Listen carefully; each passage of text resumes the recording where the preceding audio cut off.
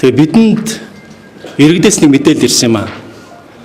Тэгээ тэр мэдээлэл нь одоо гадуур харагдаад байгаа ерөнхийлөгч асан Алтанбаягийн Баттулга болон төгрөг нуурыг зарсантай холбоотой ноцтой байж болохоор байгаа тул одоо улсын хурлын гишүүний хувьд олон нийтэд болон зохих газарт нь хүргье гэж өнөөдөр хэвлэлийн хурлыг зарсан юм аа. За энэ юу вэ гэхээр 2006 оны 3 сарын 23-нд Genco Group-ээс Баттулга гэж хүн гарын үсгийг зураад Дэв интернэшнл гэдэг компанид явуулсан албан бичиг байгаа юм аа. Албан бичиг бол яг компаниудын хооронд явдаг зүйл. Ностой зүйл нь хэдэн зүйл байгаа. Тэрийг би та бүхэнд товчхон дурдъя. Зүгээр яг хувийн та бүхэнд бас хүргэсэн байгаа. Тэгээд үзэн үзье. Нэгдүгээр нэг чухал зүйл ностой зүйл бол 20 жилийн өмнө Монголын банк санхүүгийн салбарт, бизнесийн салбарт намарангийн хэрэг гэж ноцтой зүйл гарч ирсэн.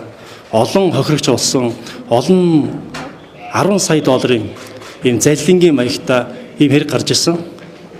Яг энэ албан бичгэн дээр бол энэ Genco Group-аас явсан албан бичиг дээр намрангтай холбоотой хариуцлагыг Монгол шуудан болон голомт банкн дээр нээсэн аккредиттэй холбоотой хохирлыг миний бие хүлээнэ гэж хүлээн завшуурсан байгаа юм. Тэгээ энэ бол тухайн хэргийг тодруулах, цаашлан нарившин шалгах, гэмбуруудыг тогтоох, эргэн сэргээхэд ноцтой баримт учраас дурдж байна. За хоёрдугаарт хамгийн ноцтой нь энэ албан бичигт Монголын байгалийн баялаг нөөцөн тогтоодсон ордуудыг зарж байна. Хятад талын худалдаа авч олж өгөөч гэсэн маягтай ийм шууд битсэн ийм санал хүсэлт байгаа юм аа. Тэгээ энэ бол өнөөдөр ярьж байгаа тэр төгрөг нуурыг зарсантай холбоотой байж болцсохгүй учраас бас ноцтой гэж үзэж байна. Бид нар байгалийн баялагийг онцгойд боддог. Одоо ч гэсэндээ бас зарим улс төрчид орон нутгаар яваад хот дүүргээр яваад байгалийн баялагийг иргэдэд тараая гэсэн мессеж өгөөд яваад байгаа. Гэхдээ нэдэр дээр энэ тараая гэж байгаа юм нь зараад дууссан юм биш үү гэж. Зарагдсан юм биш үү.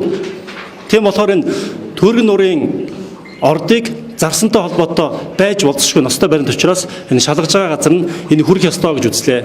За мөн үүний хажуугараас олон нийтийг мэдэх ёстой. Тийм болохоор өнөөдөр ингээд энэ мэдээлэл хийж байгаа юм аа. За гуравт нь бас ностой зүйл бол 2006 онд яг энэ бичгийг үлдэж байхдаа энэ бичиг явуулсан хүн бол өөрөө улсын их хурлын гишүүн байсан. Улсын их хурлын гишүүн бол Монгол улсын үндсэн хуулиар өөр ажил эрхэлж болдоггүй.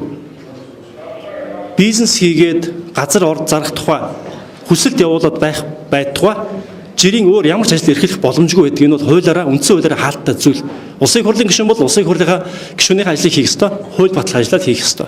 Тэр иймэрхүү ноцтой сэжүүр энэ мэдээлэл байгаа учраас улсын их хурлын гишүүний хувьд бид иргэдээс ирсэн мэдээллийг олон нийтэд хүргэх ёстой гэж бодож байна. Мөн цаашаа яг энэ хэрэгтэй холбоотой төгрөг нуурыг сүүлийн үед хэрэгдэд байгаа шалгаж байгаа гэж ойлгож байгаа. Тийм болохоор нэмэлт нотлох баримт болох болов уу болзошгүй гэж үзэж байгаа учраас авилгатай тэнцэн газар хүргэнэ.